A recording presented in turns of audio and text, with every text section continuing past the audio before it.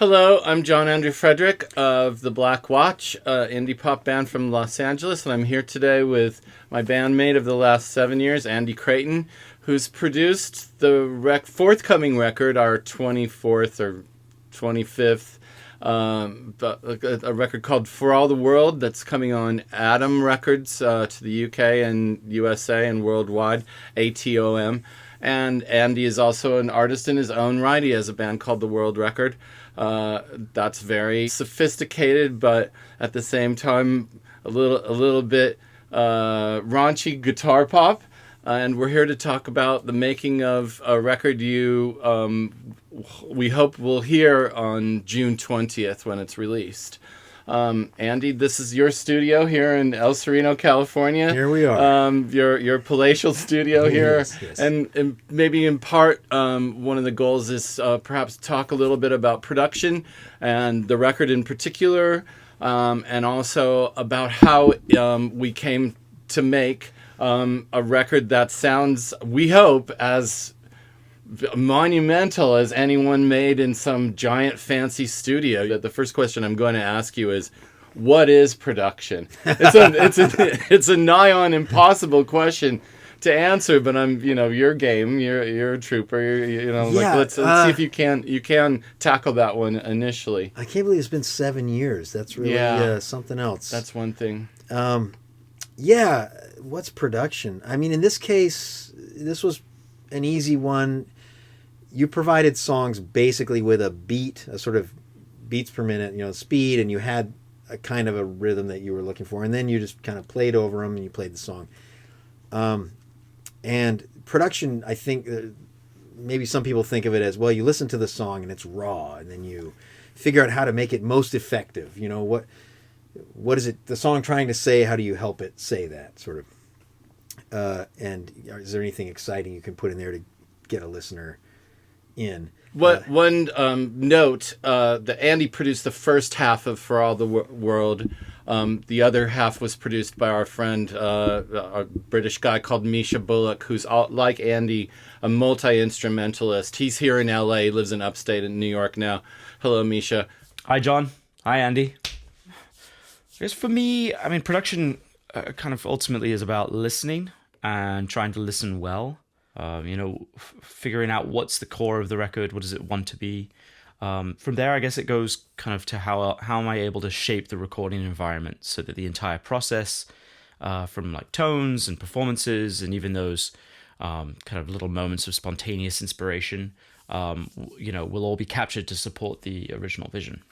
So I had the great honor and luxury of working with two people who could just fill in all the instruments, to my rhythm guitar. When I could play it in front of you, I must note that it was difficult for me to play guitar around you. Think of it. And in our case, I wasn't really the producer. I mean, I engineered it.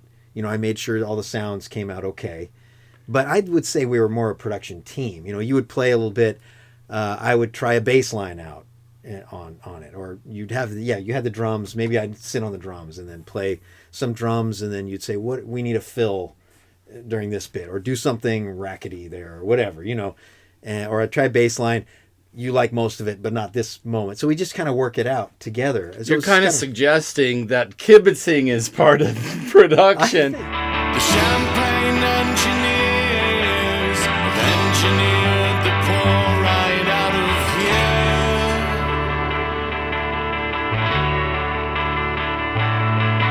here. It's not a loaded question at all.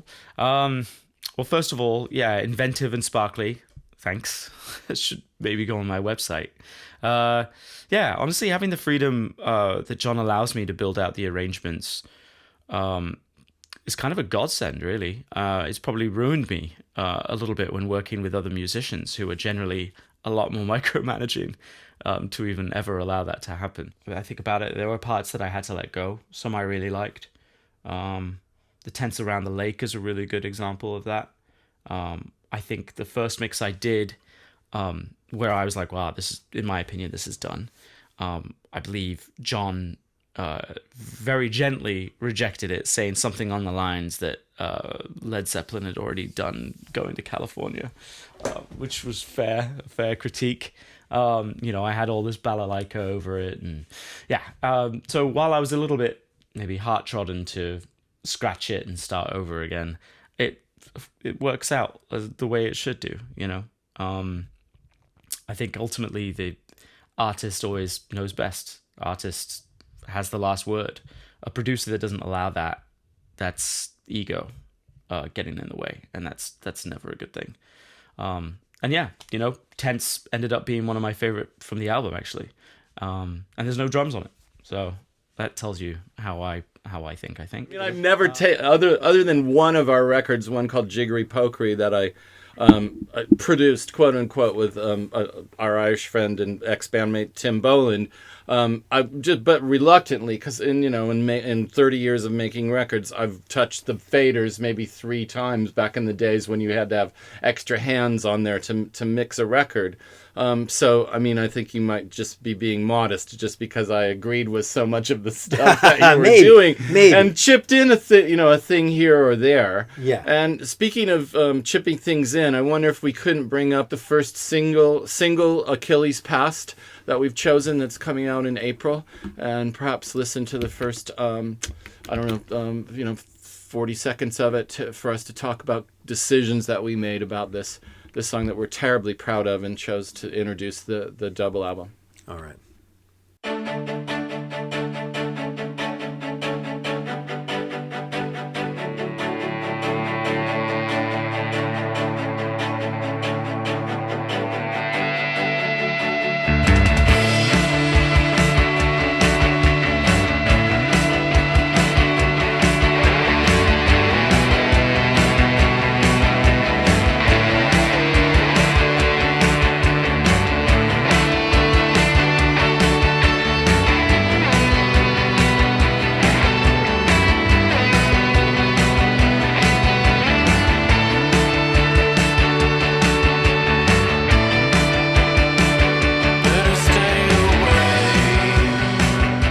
Yeah, there it is. Yeah. What a lovely song. Well, that's of course we're going to think that for sure.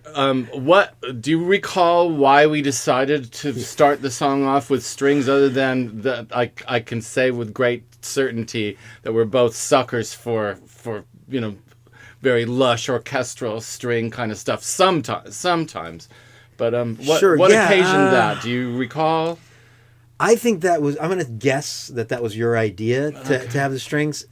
Maybe there are some settings. That was a MIDI strings. Those are not real strings. Yeah. Should I admit that? Yeah, sure. Well, and those who know. Well, and so I went in, and they have some sort of arpeggiations or suggested articulations of strings, and we kind of played around with a few of them, and that one kind of stood out. That very rhythmic staccato-ish, right, sure, yeah. So more than ish, yeah. Holding that chord down, it did that, and it sounded pretty inviting and interesting. And we had to set the listener up in the right frame so that when the bass comes in, right, that it will have the right momentum and land. Which is, and it's a very, I'm terribly proud of, that's Andy playing the bass on that. I'm terribly proud of the sound we got out of that too, which of course leavens the sweetness, it seems, because it's a growly, somewhat distorted bass to sort of counterbalance that, the sweetness of those strings and give the track some bite. So maybe I can mention one thing about the song, which is that we essentially had 10 songs done. And then, it had been going so well, you came in with, I think, 3 more songs. Yeah, I think and that so. was one of them. Right. Then we booted 2 of the songs that we had already done in favor of 2 of the 3 new ones. And that one, because it was exciting, it was, sometimes the new songs seem more exciting, but this one I think has legs. Yeah, we'll see how it does. And that gives rise to me noting something that I've maybe talked about in interviews before, which is near the end of making a record, I almost always, you might even say always, come up with the song that is the most potential a single. You can put some hyphens in there. Potential a single. And for this record, Achilles Past, came very late, and I wonder if that, who knows what the psychology or whether that's just a serendipity somehow of just going like, okay, gosh, these are fine, these are good, but maybe there's one more in me that can, supersede, not necessarily supersede, but, champion all the others. You can Tally ho, over to progress go. Isn't it great? Isn't it great? Yeah, definitely. Weird Rooms came together really easily, kind of surprisingly easily. There was a certain magic to it, and that's impossible to recreate, I think. Having John's son Chandler there, I think really cultivated this fun, interesting dynamic that I think, really comes through on the songs on that record. I went into that one with plans to really lean into texture and layering things almost in a cinematic way. And so I was really grateful that John was so open to kind of let me, throw a couple of curveballs into the arrangements like that. Whereas for this record, for my half of For All the World, felt a lot more, not just the songs, but the actual recording process felt a lot more direct, I think, for want of a better word. Perhaps a bit more vulnerable at times. Like, it's still layered, and it's, there's moments where we still got a little experimental at times, but there's kind of a different sort of clarity to it, I think. And, we had the incredible Scott Campbell with us for a few days there, and he was really invaluable. I mean, him imparting his knowledge and having his input there, and really just his presence was one of probably my favorite things about this record.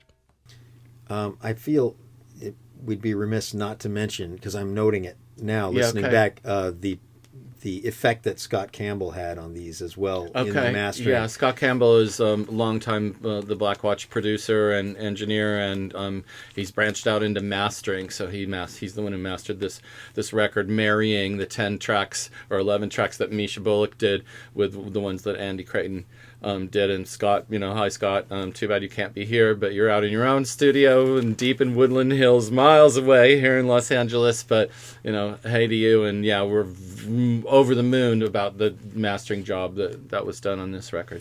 Yeah. Is there another one you want to listen to before I have a bunch of really more difficult questions? Okay. Yeah, there's a through line, and maybe there usually is in your albums, but in this record, I think that song links to let me see what it's called here. Not For Us, The Hook Stuck. Those are songs that have a kind of longing about them, a sadness, and it was nice that another song came in to kind of carry that theme. It's all longing and sadness, I suppose Andy. It is. All right, fine. That's the motif. That's the overarching motif for the entirety of the band. But I felt that then made the other, because this song that we just listened to comes on side 2. Yeah. A little bit later, so you're already set you're in the album, presumably, if you listen to it as it should be heard, and so that will then resonate back with these other songs on side 1, and I think it gives a complete feeling to the album. It adds or the to illusion that. of The illusion, yeah, because sure. That's another thing you were asking about production. I was thinking, well, maybe you try to look at what's this record going to sound like, but I don't really do that. I mean, each of these songs was a la carte for me. It's just that we did them all together, so we had the same drum setup. We used a lot of the times the same bass, the same amp on the guitar, so it has a cohesion due to that. Sure. And of course, they were written together roughly as well, so they would be linked in that way. I don't know why I brought that up. What we didn't do production-wise, but what seemed to happen on its own is that I think it's a cohesive record. How about Not For Us? Okay. Here we go.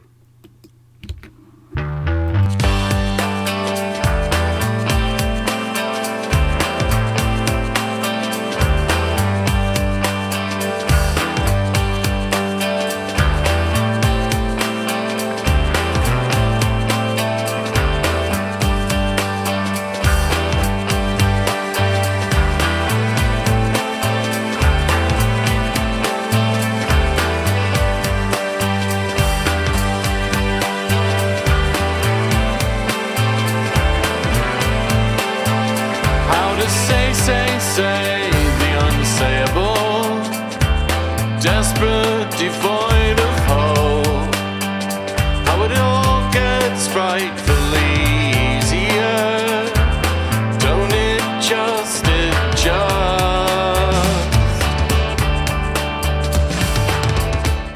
And that's a track called Not For Us. Now we're going to give the impression that the entirety of the record is this left bank kind of, Right. Oh, good point. Just, you know, We'll hit them with a more direct. yeah, it's not. Yeah, we'll play a much more strings free rocking track in a second. There. What would you like to say about Not For Us? This was one you were particularly excited about, if I recall. A lot of these songs, apart from just chords and vocals, are supported by a bass line that is sort of distinctive or memorable or hooky or something. Things I would note, I would never think of, and this is one of the reasons why it's a pleasure to work with you, is that you do come up with things where I just go, I'm not a bass player, I muck about with it, but I would never think in those terms. So it's often been the case as well that Andy's first notions, people often think, like first attempts are just a first attempt and you've got to go back to the proverbial drawing board. But there were a lot of times where the first thing you came up with was something, it was almost like demo-itis, in the process of recording the record, to go like, I don't think you're going to top that. But, it's always, again, the cliches of serving the song, I would say, of course, you do that. But to come up with an extra melody to kind of thicken the curry that is I'm hungry for lunch is what, no, I'm not actually, is why I'm using a culinary metaphor here too. But, just I love that you did that. There again as a sort of, an answer, not a call and response particularly, but an answer to something that's going on in the melody. For a time, she was queen of everything.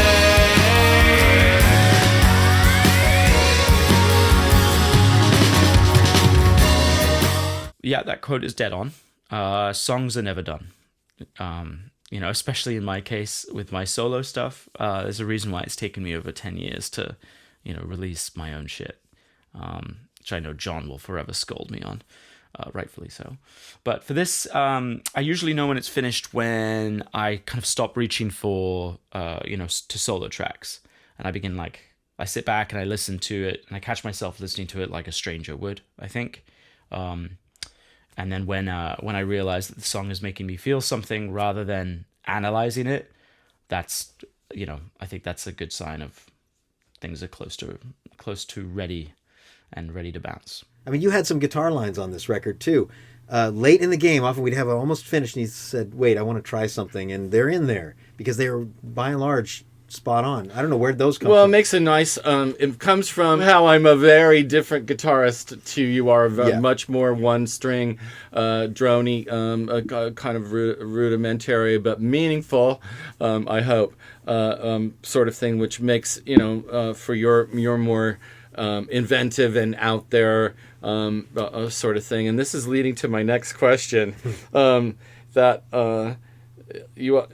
see. Hold on. Oh, you often talk about how it maddens you when you're working with some band, because Andy's a studio musician as well as, working on his own stuff. When someone in the studio suggests, just play something, right? Why does that make you upset when people say, just put something down there on the track? I could see how it could, but put it in your own words, please. Okay, well, I'm not always right about sure. But I'm not an improvisational musician at heart. I like to figure out part. I think songs are served by the right part, a composition, a composed part that structurally support. I have this view of songs as being almost a building, and each little piece is this is a foundation for that. And I was just talking to we have a house guest right now, and I was talking to him this morning how I cannot really stand when, this happens a lot in country songs, a singer will be singing and there will be this guy just wanking along on the guitar behind him. I went down to the corner store and I said, get that guitar out of there. Or a violin. I don't want to hear it. I want to hear a part that displays. It's meant to be a leitmotif, in other words. Yes, Yeah, exactly. okay. Yes, Yeah. and Always? well, Are there well, exceptions? I mean, I guess you have to, again, with the caveat that there are exceptions to these things and happy accidents, which I know you embrace because I've seen it here. Yes, and but I I would- understand your point. Yeah, you want to see something in there that contributes, and I like the idea of using because we use those same metaphors of buildings of an edifice of let's construct this Sure. this song Yeah. or build it up or take parts away from the architecture to make it not so very. I mean, we didn't lather as per usual, as is our wont, heaps and heaps of guitars because you hear for years you hear engineers and producers say, oh, the more guitars you pile on, the smaller it's going to sound. Mm-hmm. And I normally don't entertain those kinds of things. Yeah, being in love with those instruments you see in the background here today, like being mad for many more guitar parts and enjoying that stacking of parts. But I think we really resisted this time to put heaps and heaps of guitars, and that might have been a product of that the quote unquote right guitar parts were made the cut. Yeah, I suppose that's true. I will say though that you did push me out into the spotlight on stage and say play something a couple of times to some effect. But I didn't say just play something. play But something. yeah, you've got to play something. No, but- you but- do have to play something here. You Yeah. said, and I want to. This popped in my head when you brought this up. I want to play a little snippet of a thing that happened that way. Would you mind? Oh no, not at all. Okay. Because you said you wanted something we jagged. need content. Yeah, we certainly do. You said play something jagged, play something stabbing. Okay, right, yeah, and sure. and I was just so annoyed because I don't want to just. I don't want to get on, and it's go time, and this is the take. I hate that stuff. I want to sit down and figure it out, but I didn't. But I do that. wanted a texture there, which you must see in retrospect. I wanted a texture there, somehow, and maybe my attempts to contribute something to my own and yours record. But go ahead and play Well, them how I forced out It's of you. it's the song "In the Dark," and it was Right. the problem. Yeah. Was it was the solo. That's what annoyed me. This is the spotlight moment, and you just play something jagged, and so I was just irritated, and I played something, and then we kept that it. added to Yeah, we kept it.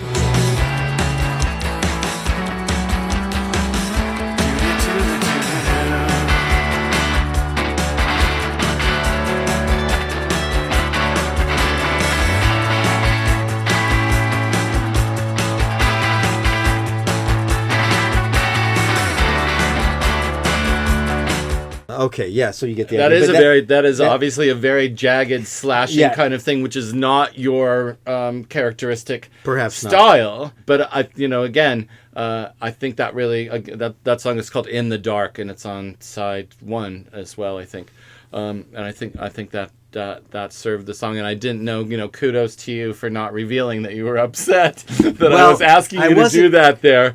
You It know, wasn't there's- some part of my fiendish plot to get you pissed off so that So you that it would played come angry. out. I mean, there's times when when playing a guitar angry really is effective. Absolutely. You and another friend of ours, another great songwriter and composer, Ben Eschbach, who was had a band called the Sugar Plastic for the longest time in L.A. He and I and Andy have talked before about, first of all, how we think that people who vouchsafe that they don't like the Beatles are posing and being affected. And the other thing about how an out-of-tune guitar sometimes can really sound, quite glorious. That yeah. guitar is very much in tune. But something else about that particular passage you want to note, or? Well, this no, leads to another question I have okay, for you. I will say though, Go ahead. I do have one other thing to say about it, which is that I did it thinking it was trash. I just did it, and I'm like, okay, I'll do anything. I don't have any ideas. I'll just play the stupid crap, and then and I played it, and then you said that was great, and I said no, shut up, and then we continued to work on the song, and I kind of it grew on me. You know, it became indispensable. You were open to Yes, other indeed. approaches Can to you believe it? music. Can you believe it? What growth has been And exhibited here? But to the point that now it exists in 2 other spots in the song. We Okay. went ahead and copied it. Right. I didn't replay it. That's an admission. Well, that turned it, the repetition of it, or the variation in the repetition, turned it into that part, that, thought out part that you crave. yes, seems. right. It just Craving seemed to, Creighton. Indeed. Yeah, That's right. Craven Creighton. Very good, Andy. Maybe tomorrow. Maybe tomorrow. I definitely prefer to respond in real time to material rather than kind of imposing something onto it, or like imposing a sound onto it from like the top down. That way I don't catch myself pigeonholing something before even really hearing it. Like I might have one thing in mind at one point, and then the moment I'm hearing it being performed, I'll switch gears, and I kind of treasure the freedom to do that, And this was an interesting album too, since a lot of the guitars were done at our dear friend Rob Campanella's studio prior to John coming out to Austin. So it was sort of refreshing when he did arrive. We sort of didn't have to worry too much about guitars. I think we recorded a couple at mine, but yeah, it was kind of happy to lean into. I think John wanted a less guitar driven record, so I was more than happy to kind of take his lead on that. Not to mention, there's obviously something pretty special and unique about getting to play most of the instruments on a record and also be behind the desk. This sort of introduces this, I don't know, a kind of intimacy or something, and I never take that for granted. Well, that leads me to another question of your musicianship, because this is I wrote these songs and I play and Andy sings as well, lots of backing vocals and stuff, but Andy did most of the instruments, just as Misha Bullock did for the second half. But your musicianship, your guitar playing, has been described by your peers and bandmate in my band, Rob Campanella, and the aforementioned Scott producer, as inventing and compelling without hubris. Can you account for this? Because I agree, you're a very inventive guitar player. I mean, you could say that bass wise, and a lot of the drum parts here, even though that's far from your first instrument, you're very good at that. And I wonder sometimes too if people's secondary or tertiary instruments, make them even more interesting musicians than their number one thing. Like bring out something. It's like when John Lennon made that very famous comment about, I'm an artist. If you give me a tuba, I'll bring you something out of it. But can you account for the fact that people do really regard you as an inventive musician and quite compelling? Could be in part because live there's been times where you don't know what you're going to do. I can tell. That's absolutely I'm not true. a mind reader, but somehow it's again back to that happy accident kind of Sure. notion. Sad Yeah, accident. sad accidents. There's its record title for you right there. Sad. Ladies and gentlemen, another song from Sad Accidents. Yeah, our band name. Take it away, kids. Use it. I have something to say about that, because with the World Record, which is my band, the guitar parts are overly labored. They're overly thought out, and once You might just be saying that and being modest. No, but, it's there was a moment verifiable. that changed. Well, in my perception, Okay, right, my own sure. perception, which Yeah. is when you asked me initially to play on the Gospel According to John record. And I played on 4 songs on that record, and it was sort of an awakening for me to how to approach playing. I was allowed to free reign, on these songs, and they were great songs. Thank on that you. record. And so I just tried to come up with the most interesting, original things I could think of that also weren't, calling so much attention to themselves, perhaps, or something like that. Balance between. It was sort of a coming out in a way of my, Oh, wow. Cool. learning about Glad how to we do could this. do that Yeah, thank for you very you. much. And so from then on, I gained confidence about being that person, because it was such a good Okay. experience and working with you. Knowing, and you've already said a few times, knowing that you enjoy my playing, it Very helps in the the atmosphere for me to be creative. I don't have to worry about, I play in some country bands now as well, and that's a whole different game. I have to play to the genre, and that's not my home base. So, I don't always excel. But here I can try anything, and if I fail, we're just throwing paint, so it doesn't matter. There isn't a danger. Okay. About it. Yeah. Lord March Payne, hope you got what you wanted. Lord March Payne.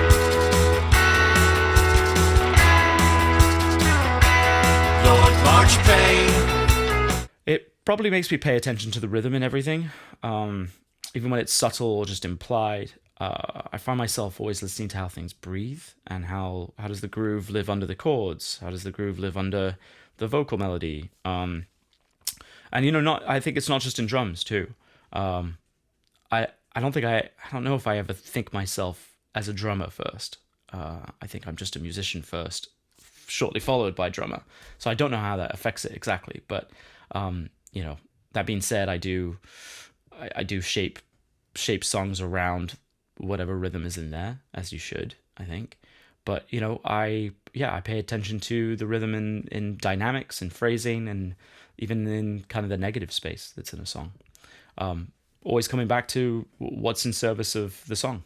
That's what it always should come back to. So we could talk a little bit about the idea of a double album. There's a certain amount of brashness that comes with releasing a double album.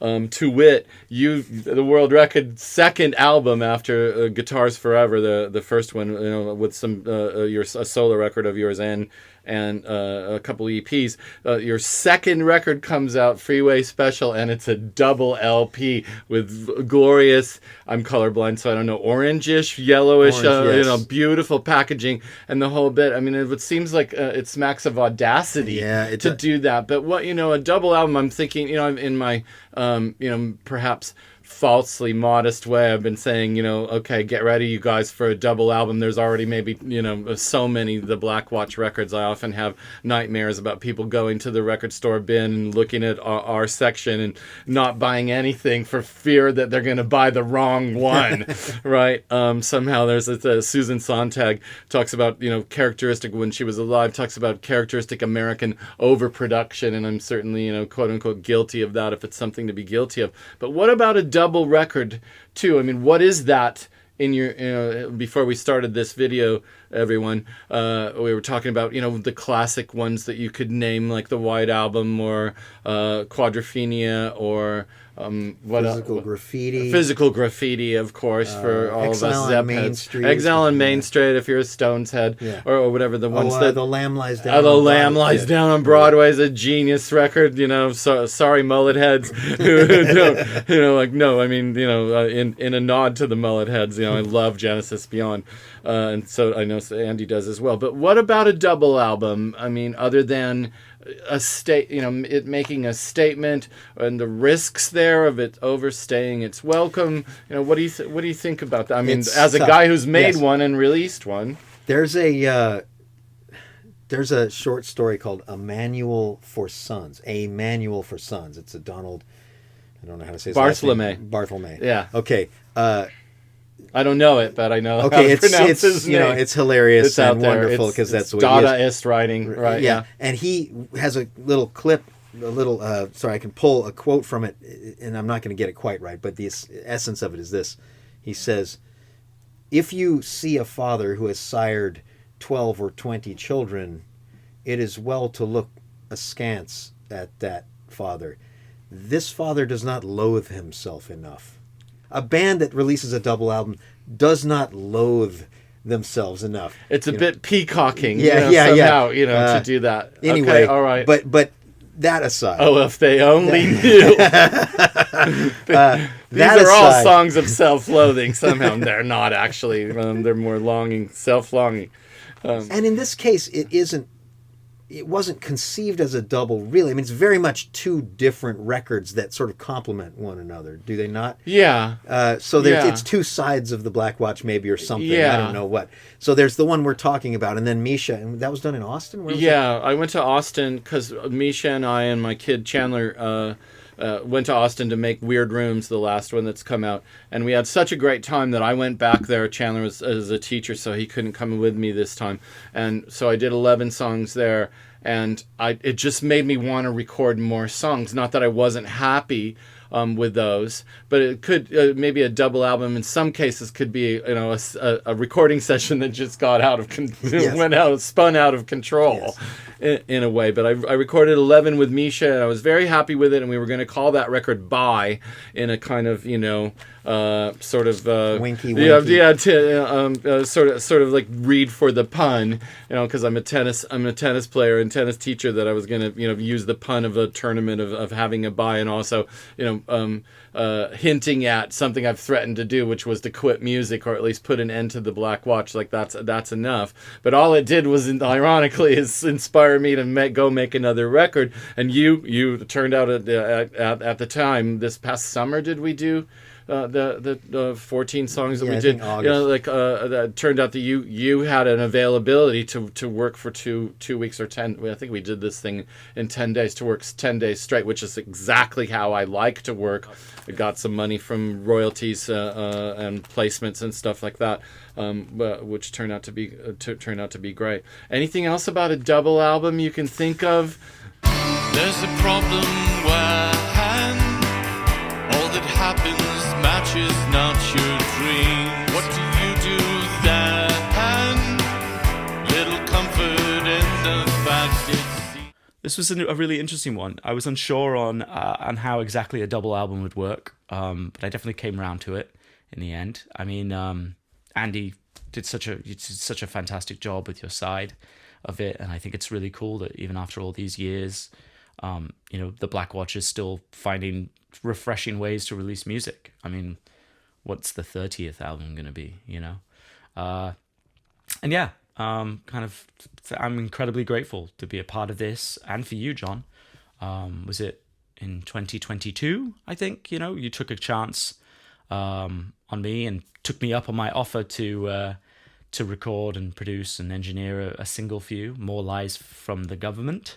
Because prior to that, the majority of my engineering and mixing experience was either with projects I was kind of closely involved with, or my own solo work and my composition work that I do.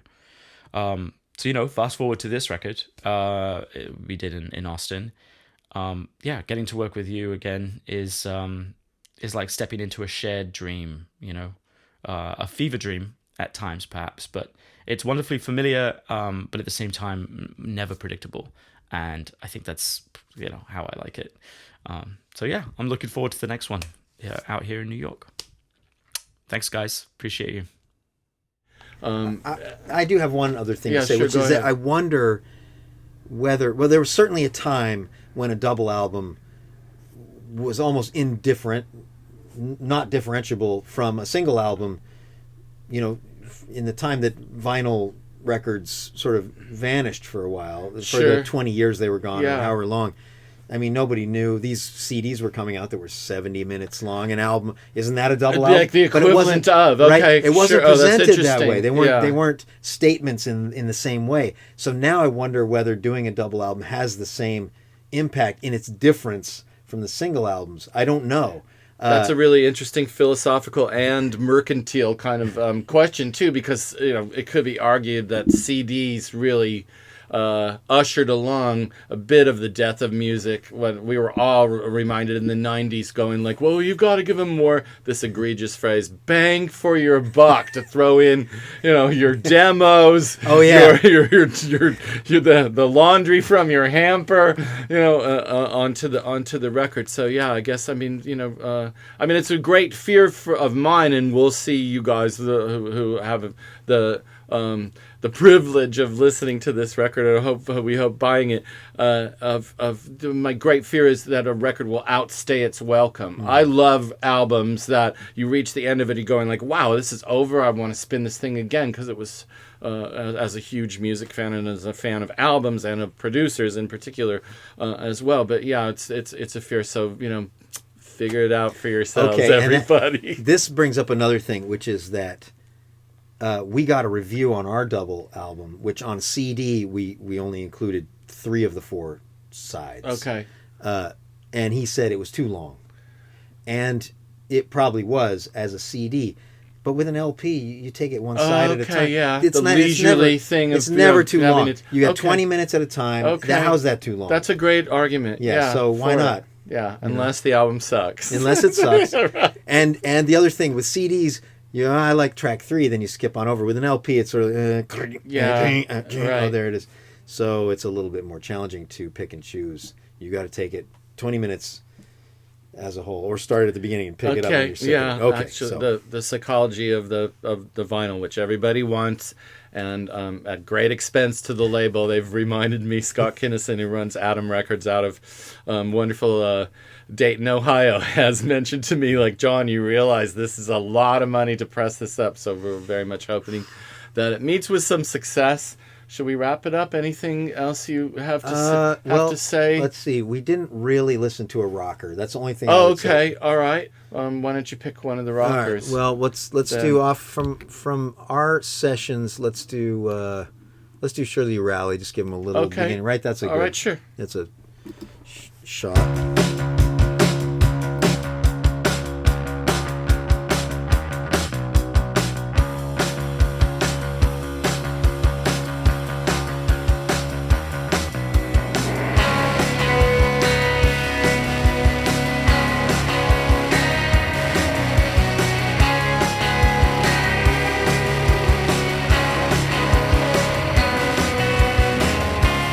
Surely you rally and take me fair in hand.